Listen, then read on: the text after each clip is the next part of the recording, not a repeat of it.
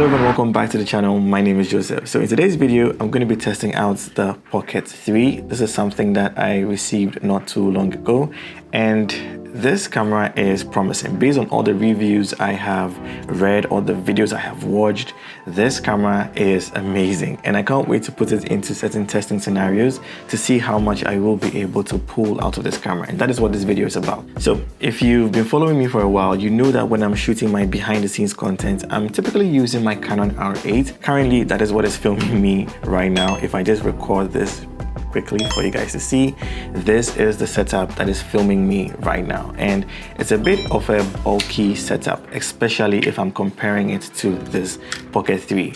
But this camera is also very expensive. I'm talking about the Canon R8 in comparison to the Pocket 3. It shoots 10 bits. This also shoots 10 bits, 4K 60. This also does 4K 60. But what I'm actually interested in is how compact this camera is, and the fact that it has an inbuilt microphone. If I need to do something like this, all I need to do is put this camera on the table and then connect this mic, and then I'm good to go. So I'm actually going to switch from shooting with the Canon R8 and then switch to using the Pocket 3, and then we'll see how the footage looks like. After that, what I'm actually excited about the Pocket 3 is due to the shape of it, there are certain things that I have been planning in my mind to see if I will be able to achieve with this, coupled with the wide angle lens that comes with the combo. I think that I will be able to create very unique looking shots with this camera, and that is what this video is about. So if you're excited, let's jump right in. I'm going to switch this camera to the Pocket 3 and then see what we get. So right now I just pressed record on the Canon R8, and you can see in front of me I have the Pocket 3 sitting right here. If I hit record, now I'm filming into the Pocket 3, and this is what the footage looks like. Obviously, we don't have so much of a blur background in comparison to what we have on the Canon R8.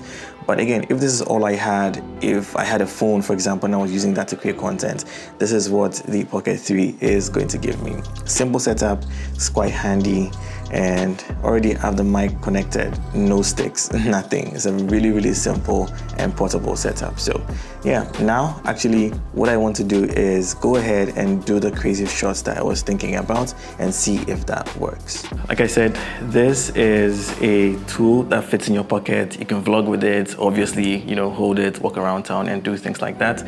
That is pretty standard or expected with a camera like this. But what I want to do is, if you know about the probe lens, that is a very unique lens and it's very expensive, and you can push it through intricate places to get like a very different perspective.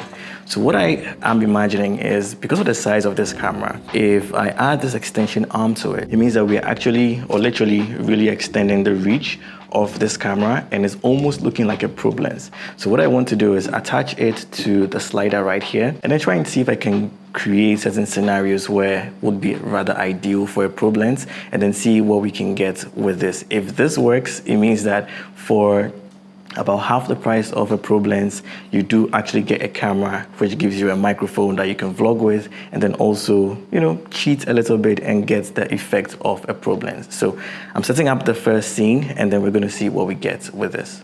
So I'm currently attaching the Pocket 3 onto this magic arm, and then I'm just going to connect it right here as well.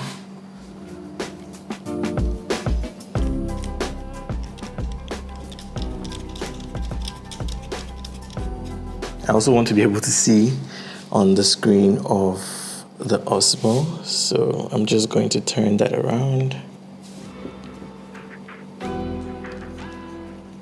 Just like that. And then obviously, because this is a magic arm, we can always fine tune it and get different perspectives and different angles. What I'm aiming to achieve with this set is probably like typing on the keyboard, and then we're going to have our DIY probe lens go through my fingers. So I think I'm ready. I'm just going to do a few tests and then see what we come up with. So I'm just going to do a little playback to see how far this travels. I may just have to raise this up a tiny bit. And because this also has a gimbal, you can always rotate it till you get the angle the way you want. And where this is also going to end. I think I can mark this as my A point. So now that I've set my A and B points on the slider, all I need to do now is just pretend like I'm typing and then see what we get. So I'm just going to press record on the Osmo now. and actually loop this. Okay, so it just keeps going and going.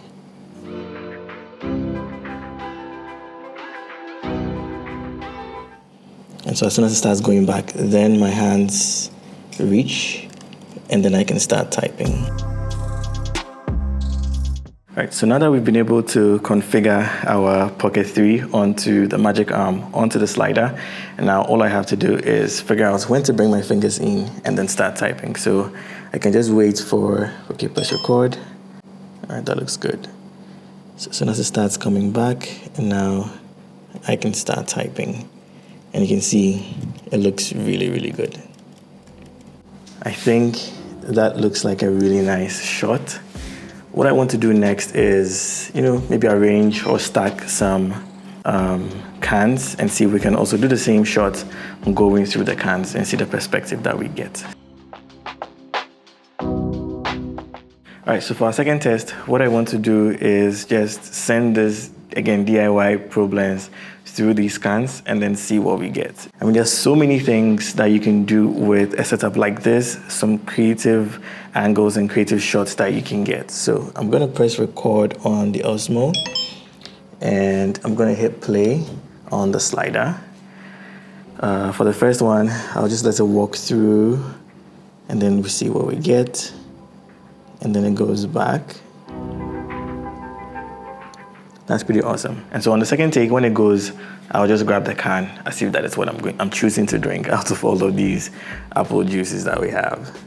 Okay, so as soon as we get there, then I grab it. All right, so obviously these are some experimental shots that you can get with the Osmo. Instead of just using it to vlog, I'm sure you can use it in different setups, different scenarios to create different looking shots.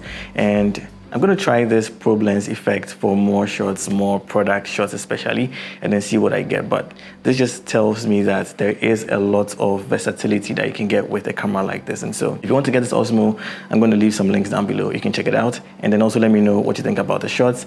Do you think it's convincing if we merge it into other shots that we're creating, if it can pass for a Pro Blends? I'll catch you guys in the next video. And remember, don't ever give up.